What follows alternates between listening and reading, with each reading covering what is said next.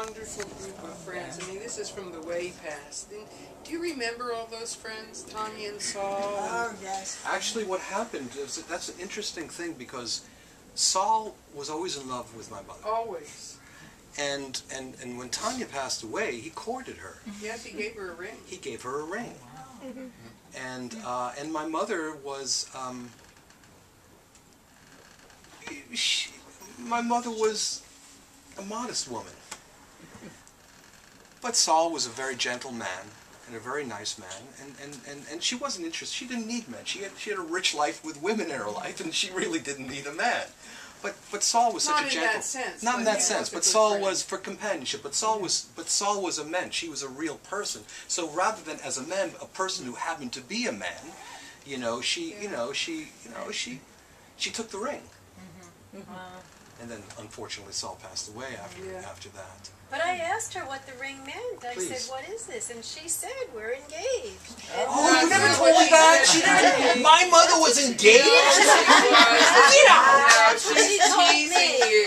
No, but then it changed when he got sick because she wasn't about to marry him. Was she? Hold on. No, that's not what she told me. Nuh-uh. I mean, I wouldn't have mattered. It wouldn't have mattered to me one way or the other. It's just more interesting than anything else. Yeah, so that's what she told me. Hey, Mom, do you know want to... another great person my mom loved tremendously was Boris. Oh, yeah. And Boris was a surrogate father to me. Boris was wonderful. My father was... I love my father, but we all know my father was a troubled man and was a difficult father. And Boris was different. Boris had a lightness about him. Yeah. Not really. Boris would schedule a time. I'll pick you up at 9:30.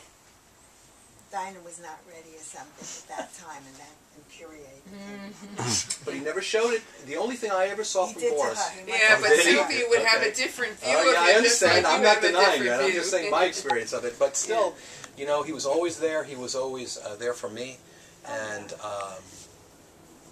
he was coming to the senior center last couple of years. Well, Dinah and I were going. A hat, never mind. A hat, a suit, and a tie. And he was such a gentleman. And he waited till he opened the door for us to make sure we wore. Dinah and I walked in front of him. And he came for a while. He was coming with a woman, an aide. But he came dressed that way. He came quite a few times. And really, I was admiring him. He certainly was a gentleman. Well, I'll tell my story about Boris and Dinah. So I did my experiences with her friends and the ladies also included Boris for about 15 Passovers, starting when I came to college. And I loved Boris, and I was glad there was at least one other man there.